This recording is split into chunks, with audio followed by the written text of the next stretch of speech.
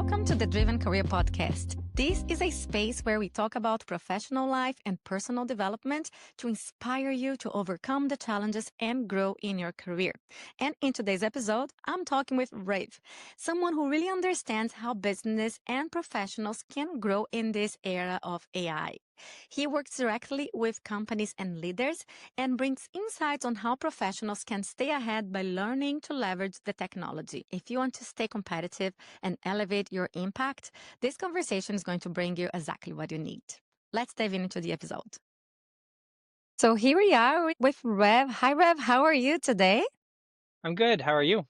I'm very good. I am enjoying this rainy here in Vancouver. I noticed that today it's getting a little bit colder than normal. That definitely is the season. Yep. I would like to have you sharing a little bit more about your experience to our listeners. And so, yeah, just tell us a little bit more about who you are, the work you do, and what drives your career nowadays. Yeah, absolutely. So I run a consulting firm called Riv Consulting. It's an AI consulting firm. So I mostly help business owners, small business owners, medium-sized businesses, help uh, adopt AI in their business. So everything from learning how to use ChatGPT and prompt engineering, all the way to full-scale automation within their business. Depending on the level they need, it's tailored to every single business individually. That's kind of where I specialize in helping them make sure. I have a very strong sales background. So that's where I come in from that side with my sales background. And one of the things that drives me in the business is I really want to help small businesses and locally owned companies build out a really strong foundation and be able to compete against those really big competitors, right? Against the big enterprises. And with AI, you can do that now. So that's all I'm about is I'm just teaching people how to do that and what that looks like. And that's down my heart. I really just want to help people get through that, right? Understand that and get through. And what drives me every day is my son. I have a 2.5-year-old son. I do everything I do is for him. So. That's lovely.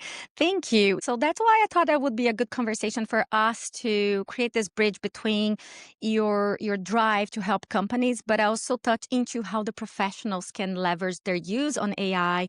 So with that, Rev, when you connect with the companies, you're in touch with business owners all the time when you're consulting, meeting a lot of different people. What's your perspective in terms of what differentiate the professionals that are growing or versus those that are feeling stuck, especially when the companies start adopting the automation and AI into their systems? Yeah, honestly, the biggest differentiator I see is the mindset. That people who accelerate aren't the ones with the most technical ability. They're the ones who stay curious. They don't panic when new tools show up, and they don't assume AI is here to replace them. They learn it, they lean in, and they experiment. They ask better questions. So the biggest thing is we do like persona interview questionnaires. So we really dive deep into understanding who they are as a person, what their company is, what their mission and values are, and we really get an understanding so that we can build something really true to them in the AI side. So when they see a new tool or workflow, their first thought is, how can this make me better? Well, others fall back to, that's not my job, or this is how we've always done it. Curiosity becoming a real competitive advantage in that space. And the second piece with all this is the adaptability. So in growing companies, everything shifts quickly. Roles, projects, expectations, priorities. The people who get stuck are the ones who cling to legacy processes and out of comfort, right? The people who accelerate become the ones who look at the messy workflow and say, let me clean that up. Let me simplify this for everyone. They remove friction instead of adding it to it, and leadership notices that immediately. That's why we go through the whole interview process with AI so they get really comfortable and all that. I love that because the mindset is definitely what will make them like feel stronger. And I love the point of being curious, not feeling they're being left behind, but you just keep up with what the companies are doing, because these are all tools that are actually improving the systems. They're just bringing like so much benefits and saving time and cost for a lot of companies. So with that, what are exactly the aspects that you would say that they could leverage the use of AI to accelerate their career? Let's now think about the year of 2026. AI right now is basically giving every professional a multiplier button. You can choose to operate as a one times version of yourself or a 5x version, right? And the people who really accelerate aren't using AI just to cut corners. They're using it to expand their capability. They use it to think more strategically, to see blind spots, to communicate better, to plan more effectively, to solve problems faster, and to make decisions with much more clarity. It's something that we're going to see a big shift in, especially in 2026. And my biggest training with a lot of these small business owners is how can we get you the most comfortable with AI so that you are using it to its full potential rather than just using ChatGPT like Google. So we go through this whole frame. There's a lot of like, baby steps with it and understanding how it works and what they're looking at. The biggest shift in 2036 is going to be the professionals who build an AI powered workflow around themselves. And I don't mean I use GPT sometimes, like I was just talking about. I mean, actually integrating AI into the fabric of how they work, how they research ideas, how they draft message reports, how they prep for meetings, how they structure their follow ups, how they analyze data, how they ideate creative solutions, and how they manage their time will become a lot better when AI becomes a part of their personal operating rhythm. It feels like, you have an assistant and strategic and researcher and editor all built in the one. And that's what I'm kind of going with them. And the one thing that we're working on this year is what do a lot of business owners don't have time for is to really learn a whole new thing. Are you enjoying this conversation and want more content that helps you grow, stand out, and lead your career with strategy? Make sure to follow this channel. This way, you support us to reach more driven professionals and bring more valuable episodes on your way. All right, let's go back to our conversation. Right. So in 2026, the biggest thing that I want to focus on with business owners is AI enablers. What does that And mean? so what does that mean is AI enablers are basically people or assistants available to you as a business owner who have a fundamental understanding of AI, know how to use it, know how to implement it in your business. They follow a practical guide that is built directly for your business, and they build that process out every step of the way. So that person, it's like a role within someone's business, right? An employee works on this and able to help curate everything in their business, and the business owner doesn't have to be overwhelmed or think about too much. But it's very important that the business owner gets a fundamental understanding of what that person is doing with the AI and how it's working within their business to make operations just so much more efficient and effective. Okay, so just trying to lay out this like more in the language for the professionals that are out there. So when they look into all of this, amazing things that AI can do to help the business owners to improve the workflow and mainly finding the ways to improve their processes. What are the main things that these professionals can go ahead and start preparing themselves to really shine in the workplace? So I guess we can kind of go down two tangents here. One, which is the employer mindset. So the one who owns the business, how would they like to see to implement AI within their business? And then there's the employee mindset. The employee mindset doesn't want to explore AI because they're afraid it's going to replace them entirely, just wipe them off the board for being able to be employed. So they want nothing to do with it. Of course, the employer wants everything to do with it because they understand that it is something to put in place and be able to be more efficient. Now, And reduce that's the where costs. and reduce the cost. Yes. So I honestly, yes, that could happen where jobs will get reduced because of the efficiency level of AI. But it's the best thing to ever do is to have your employee with the AI working together. So an employee's understanding of AI to know how to prompt ChatGPT or Gemini or any of those other ones correctly within what they're doing in their role, whether it be an admin role out in the field as a service technician. There's so many different levels and layers that they could use the AI for. And it's just about learning, understanding what that really means for them and how that works on the employee side, right? So it's not, it's about ensuring that the employee is not, you know, you're not going to lose your job over this. This is something like that's where an employer has to come in and be like, we just want efficiency versus actually losing you, and for more productivity within the company. And on the employer side, it's all about providing those efficiencies and those maximizing profit aspect or ROI within using the AI that can do some. So the biggest thing is a lot of companies, obviously, we shouldn't automate everything in the business because AI is not good enough to do that, at least yet. So you shouldn't do every single thing in AI like that. So that's where you need what I was talking about, AI enablers within the business so that they can watch the AI and talk to the AI doing the things that help both people and in Hmm. turn as the sorry, I'm kind of going back and forth the employer employee thing, but the Yes, employee yes. thing is if you're learning AI as an employee, it's super important for you because even if you're learning it while you're on this job, and if anything were to happen, catalyst in the future, now you have really strong AI experience that will help line you up for better and bigger things in the future overall, which is really good for you and your experience because AI is the knowledge you want. You want to have that knowledge to go forward. And as the employer, well, it's just better for them, better ROI in the future, and they get people who are really strong and familiar with AI to be able to do that and get that kind of feeling deeper, right?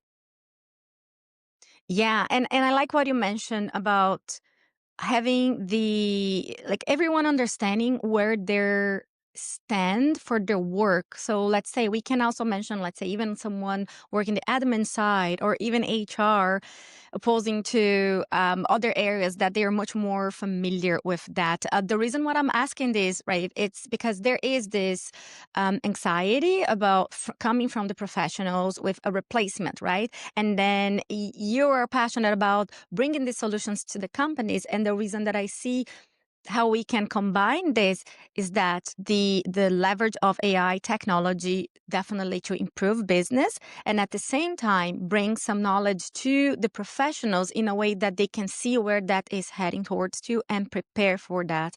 So back to what you mentioned, once the professionals see where that is going, they can implement that in their roles. For example, an accountant or an admin, and then they might be actually the person even providing some information for the business owners on how, hey, maybe that subscription from that AI tool might be super helpful for me to speed up my work, to get much more done in a day and leverage the use of that on a daily basis. So not really get anxious about how that can replace you, but really learning how that can improve the work you do. That's kind of how I see the bridge between how the things can work together. Yeah, yeah, that makes sense. It's there's got to be unity and cooperation somewhere along the way, and it's just about finding that bridge that works for you as a person because it's going to be different for every single person no matter what.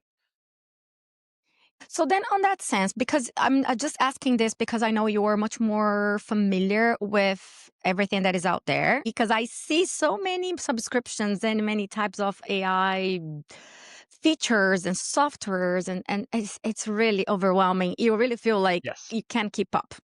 Every Yeah. day, there are like different things coming up. So now when we think about these professionals and, they are just trying to survive, get the work done. At the same time, they want to grow in their career. And on the other hand, we have the business trying to advance and also win in the market, also trying to keep up. So you're all trying to keep up with everything that is happening with the technology.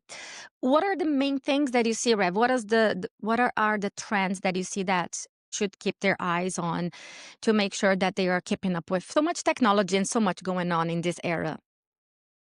Yeah, honestly, it's keeping up with anything on the newsletter. So any AI newsletters you come across, most likely will provide enough value for you to understand, especially people who don't have a lot of AI knowledge. Any type of AI newsletter right now works, especially from people who have established themselves within the thought leadership communities. Those newsletters, the ability to understand that and to see where that's coming from is really unique because you can use you. by just reading those newsletters, just by watching a 10-minute video about AI, that's Okay. enough to keep your brain kind of refreshed and information on what's happening within the community, what's going on in AI. The truth is, there is a lot of noise, a lot of AI noise out there. There's a lot of apps Oh. that are here for 5 days and they'll leave 2 weeks from now. They won't be a thing anymore. I I go through this tangent personally where I probably explore 15 to 2,000 tools every month, with brand new tools, and by the next month I will re-verify them, and almost 80% of them don't exist anymore. Oh, wow. Do you It's know why is that? Why does that happen? because what's happening is there's twofold. So there's a lot of people who are what's called white labeling the product. So they're just taking someone else's product and white labeling it, sometimes without permission. So that will usually get removed pretty quick. Other times with permission, they will have it, but they will always be at a higher cost compared to just the company you can go straight for anyway. It's pretty good, system to use. So most AI experts will recommend that tool over the white labeled one they see anyway. A lot of people are just trying to get in it for the trends, right? It's just because AI is trending, they're just trying to for that reason. So they're flooding the market of all these extra things, all these AI courses, all these AI extra bits like that. Like you see lots and lots of Facebook ads and social media ads in general that are all about take my $99 AI course for Mhm. such and Yes. such, and a lot of it is noise. It's not real Mm. information, and it's something you as a person can go through on ChatGPT and search up within. I say this within a tangent because there are really good course creators out there, like people like myself and other people who I'm involved with in the community. We have really good courses that you can learn from and understand from that AI itself can't teach you in that direct way because we have it curated for the communities that we teach with. But there's a lot of them that are just fake. So it's how do you navigate that stuff that's fake, really? That's Exactly. really what it comes down to. And what I like to say for that is reviews, right? Always look Mhm. for the reviews. Look at where they sit on because there's scam rating websites, scam radar sites that you can tell where they sit.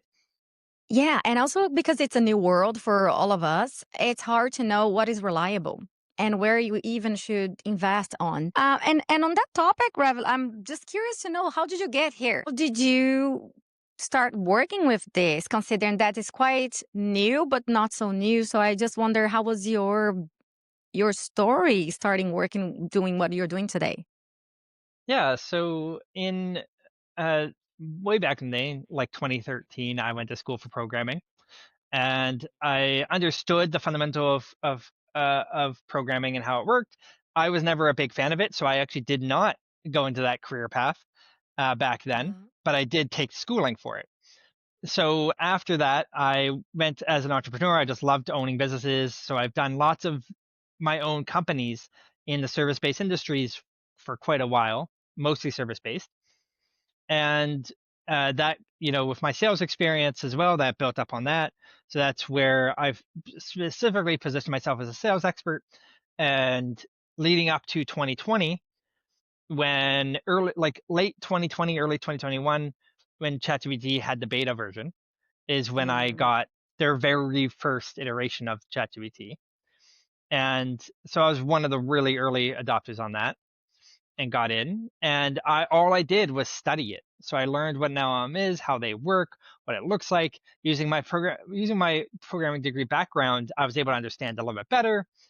And with that, I built that mindset and that knowledge. And all I did was for the next 2 years, from 2021 to 2023, I put my head down and I just learned AI process. So I learned about every tool that came out. That's why I was mentioning about the 1500 tools or so. That's like I kept that on an average, always learning about what's out there, always looking, searching deep in the web for anything new, anything out, just to see what it's like, just to see if it's useful, because I wanted as much experience and knowledge as possible. And after 2023, I opened up my consulting as sales and AI for within Okay. my experience because I've built that knowledge base of such a new product very quickly.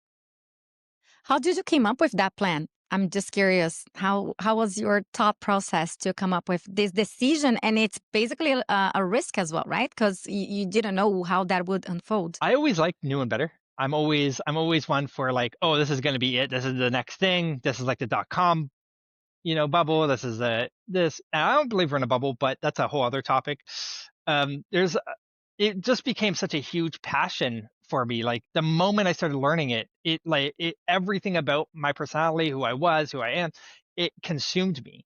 So before I had my 2.5-year-old, everything in the early years, or like 2021 till now, it was just learning and understanding of everything of it, and it just became something that just made me have a whole other level of respect and love for what this is and what it can really do, especially for the unknown, right? There's so much more Mm-hmm. unknown right now than there is known. Like we are Yeah. so early Yeah. that th- there's no idea what's coming next. And that's what I love about it. Yeah, yeah, I love that. Yeah, it's just the passion for the unknown, right? And then when you think about that, what excites you most about the future now? Like not knowing that we don't know anything about what's gonna happen. What drives you now looking ahead? What are the things that you predict? What are your predictions? So what drives me is the unknown. I love not knowing what's happening next. I love seeing what new thing comes out. Like even me who keeps up with everything, I go to some AI meetups and stuff out here in Vancouver, and I'll learn something random that came out like 2 days ago that I actually missed. Like I skipped over. I was like, wait, what? And I immediately go research about it and figure it out like immediately because I'm like, somehow I missed this and I didn't even notice Hmm. that. So it happens to every one of us who are really in it to Yeah. right now because it happens so frequently and so much. So that ability, and what's my predictions for what's upcoming? Well, I like to say I'm on a timeline of 3 years. 3 years Okay. before we pass a threshold of right now, say for example, so here's the line and everything we're below here. We're like right here. And right here means the AI is learning from everything we have. So Hmm. existing knowledge is what it's learning from. But there will be a point where it can no longer learn from us. It'll have known everything, learned everything possible from humans, everything in history that we've created, everything. Like just there will be nothing new for it to know. So once it's reached that point, we start to pass the line. And this line represents its ability to learn from itself. Hmm. Once that happens, we get into AGR, artificial general intelligence. And that point, it'll be being able to build out processes, solve things, be able to go into diseases, be able to go look at different things, be able to solve problems that us as humans have not been able to solve ever. It'll be able to start doing that. And I personally believe we're 3 years away. Wow. I don't know what to say, honestly. It's a mix of feeling excited and at the same time scary because one of the things that I always point back to the professionals that I work with, it's keeping that curiosity, and at the same time one thing that I believe was that finding problems and solve problems is the main thing that we can do. That it's an artificial intelligence able so intelligent, able to predict and read the humans. So it's a lot. It's mind blowing what you were sharing. But do you believe that just working with the AI, is that something that will fully replace the human capacity in terms of identifying and solving problems? So yeah, so there's the other thing of how bottom line AI will replace everybody. But how will humans accept that going forward? Well, that comes in twofold, right? We can see this is where the unknown comes to a whole thing because we could see a future where we go into a hybrid, we keep the hybrid model, right? We do human and AI, just AI does a lot more for us, and us as humans get to pick our passion or abilities of doing things more thoroughly because there could be in construction only AI building companies you have their robots have everything building stuff but then people there could be a spot where there's actual contractors working the job and building the houses and doing that. And then flip side for everything else. So every topic we see, there could be one for schools where AI is doing the entire schooling for children, for human children growing up. Um, there could also be where they do stick to a human side, and there could be price differences on that, where like on that front, because so human made stuff could actually end up being more expensive in the end versus AI, because we're used to everything being human now, but we could actually see the divide where if you want a human to do it, a human thing to happen, that will be a luxury item, a luxury thing to happen. Yeah. Whereas AI is going to be so cheap and affordable that that is Yeah. one very possible future. Wow. Wow. Totally unrelated topic, but I heard some conspiracy that even driving is going to be a luxury. You be able to drive your own car. I don't know if you heard Yeah, about that. I've heard a lot of them coming up. But yep, that is one popular conspiracy. Yeah, okay. All right. So amazing. Thanks for sharing this. Yeah. So before we go, Rev, what would be your drop of wisdom that you would like to leave with our audience today? Your insights on this. And so you don't go away from this conversation so scary that AI is going to totally take on our jobs. Oh, drop of wisdom. Okay. Don't worry about the future as much as you think you have to worry about it. Learn with it. So AI is there. A lot of people think, oh, AI is just replacing our brains. It's just going to make us dumber. And I was like, yes, that's true. We don't have to think as hard to do that. So instead, learn with it. Keep Yes, in mind to always learn with it, because you can actually learn faster than ever before with it now. So I'd say, if anything, keep learning, but learn with it and utilize it as a tool. That is the best thing you do, especially right now. I love it. Yes. Thank you. Yeah, learning with it and really leveraging the technology. We can do so much nowadays. When I think about the work I was doing 10 years ago and all the manual stuff that I was spending hours creating policies and all that stuff, and nowadays you can do that in less than an hour and you have so much. So yeah, Yeah. let's leverage that. Thank you so much. So, Rev, where people can find you to connect with you and learn more about your work or find you online? Yeah, you can find me on LinkedIn. I'm always there. And through LinkedIn, I'm doing a whole bunch of online social media now. So I all my stuff is going to be posted on there, and you'll be able to connect and follow me through the rest of that. Awesome. Okay. And yeah, and I will also make sure that I leave your links here on our description so our audience can also find and connect with you. Thank you so much, Rev. Thank you so much for joining me today and sharing so much insights in our conversation. Awesome. Thank you for having me, Rachel. It was really great to be here. Thank you. And thank you for everyone that is listening to us all the way to this point. I hope you feel inspired with our conversation and also that this helps you to feel encouraged to lead your career with more strategy and leverage all the technology and AI that is out there. And also, if you're looking to dive into more clarity and explore how you can grow in your career in this era, feel free to use the link that I have here on our description to book a free call with me so we can discuss your goals and see how you can grow in your career throughout this era and all this technology. I will see you in the next episode. And until then, stay driven. Stay driven.